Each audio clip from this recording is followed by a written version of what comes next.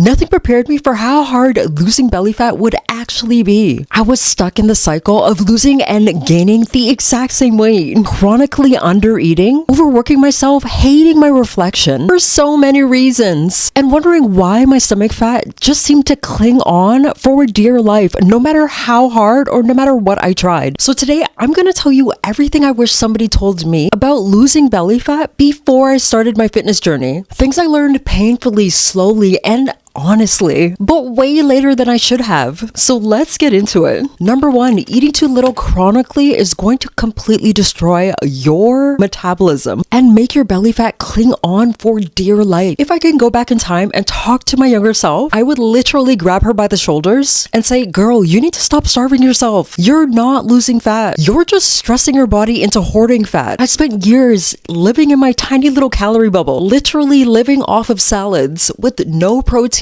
or not even an understanding of what macros were, skipping meals, completely terrified of carbs, and completely clueless about protein. I genuinely believed the more severe I slashed my calories, I would lose belly fat faster. But all I did was completely crank my cortisol through the roof, and my body wasn't thinking about fat loss.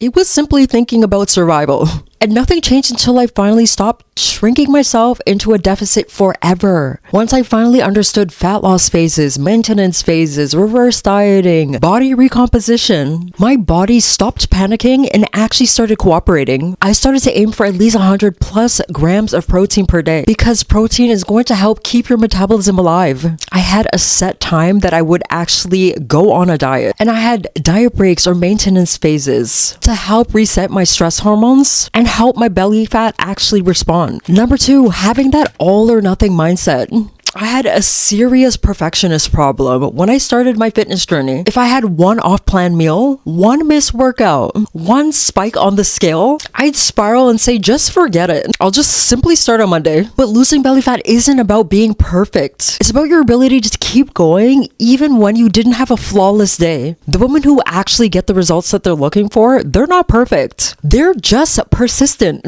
They don't restart their diet or workout plan every single week because they made a mistake. They don't throw away the whole day because of one cookie. They stay calm, they breathe. They simply try their best to find ways to manage their stress. And most importantly, they don't panic themselves out of progress. So what I had to do was adopt the next best choice mentality. One imperfect moment doesn't erase the entire day. Depending on how busy or stressful the day was, I had to create some plan B habits. If that meant a shorter workout, a simpler meal, 10-minute walks, they just simply will keep you from quitting. And I started tracking my weekly consistency, not my daily perfection. Number 3, protein and strength training changed my body way more than cardio ever did. And this is not to demonize cardio at all because it's so important, especially for your cardiovascular health. But there were years I wasted spending time on all cardio machines in the gym simply trying to lose belly fat. I tried running harder, doing longer workouts, and chasing calories burned on those machines. Yet my stomach, it didn't really change. But the second I actually started lifting weights with a structured program, consistently, not randomly, everything started to change. And protein actually started becoming the anchor of my meals. And walking became my sanity cardio. And it was strength training that became the driver of my actual shape. And suddenly, my metabolism sped up. My cravings decreased. My waist actually started tightening for the first time. My entire silhouette changed because muscle is what sculpts the body. And cardio is going to burn those calories, but muscle is going to help you change that shape. So what I started to do was incorporate at least 3 to 4 lifting sessions per week with, of course, progressive overload. I, of course, increased my protein intake because your body is going to literally struggle to build or maintain that shape without it.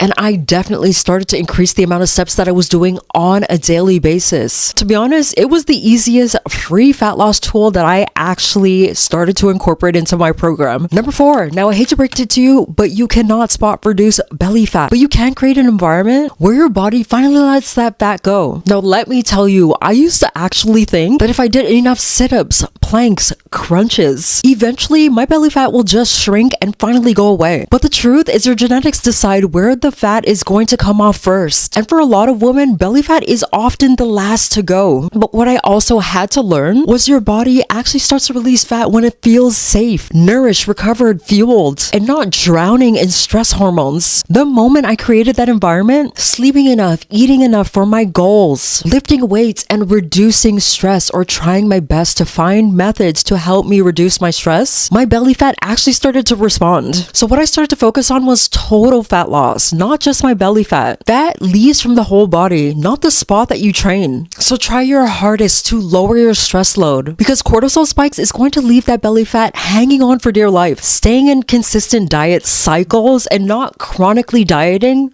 also help. Your body needs safety and fuel to let go of that fat. Number 5, my stress levels were keeping that fat locked in place. I had no idea how bad my lifestyle was sabotaging my ability to lose fat. My meals were completely rushed. I didn't understand how to balance my plate, or I'd often just order takeout. My workouts were way too intense, with little to no recovery in between, and my rest was practically non-existent. I was constantly in survival mode, and a body constantly in survival mode has a difficult time burning fat. It simply just stores it. The day I actually started to finally prioritize my recovery, which meant real rest, real nourishment, and real actual downtime, is when my belly actually started responding way faster than any fat burning workout ever did. I started to aim for those 7 to 9 hours of sleep. This alone helped lower my cravings. I swapped 1 to 2 intense workouts that I used to do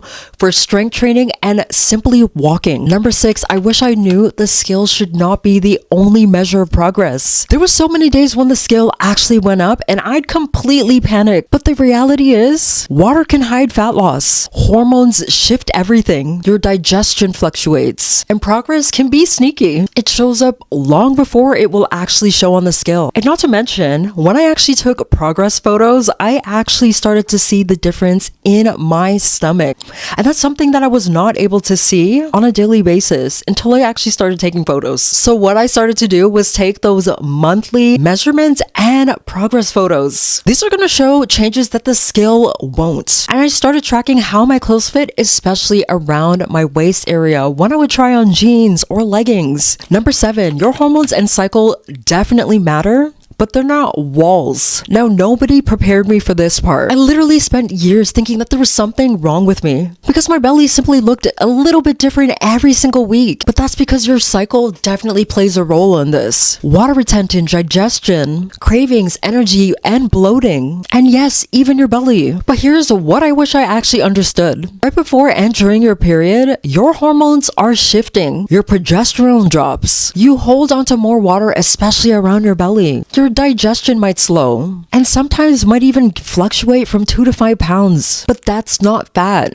That's fluid, inflammation, digestion. Your belly isn't growing, it's bloated. And then like magic, your water drops. Inflammation calms down. Your digestion speeds back up. And your stomach is flattened again. And that's simply due to your cycle. Now, of course, consult your doctor if you feel like you have any underlying health issues, but your cycle doesn't stop fat loss. It just creates these natural fluctuations. So what I made sure I did every single month was I started tracking my cycle and being very aware of the symptoms that I experience around my cycle, knowing what's normal for me and what's abnormal. So during your luteal phase, you're going to experience some cravings and bloating. During your menstrual phase, you might experience a bit of water retention. And during follicular and ovulation, that's when you may be at your strongest, especially for fat burning behaviors. So definitely do not judge your progress the week before your period. I learned that I needed to start supporting my body, especially during this time, instead of fighting against it. More electrolytes, more water, higher fiber foods, more walking, and no spiraling over that temporary bloat that I typically tend to experience. And once I stopped fighting against my hormones and started actually working with them, my fat loss became more easier, more predictable, and way less emotional. Number 8, maintaining that belly fat loss requires more structure and more food instead of losing it. I used to think maintaining it's meant, okay, great, I reached my goal. Now I can simply relax.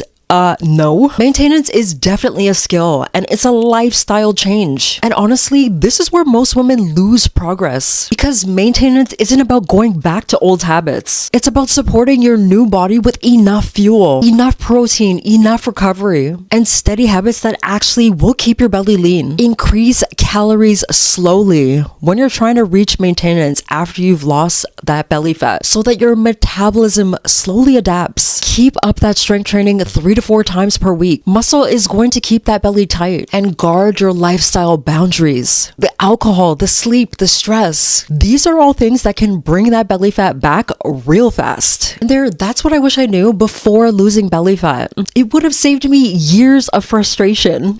And if this video helped you in any shape, way, or form, please go ahead and like, subscribe, and hit that notification bell so that you don't miss a future video. And I'll see you in the next one.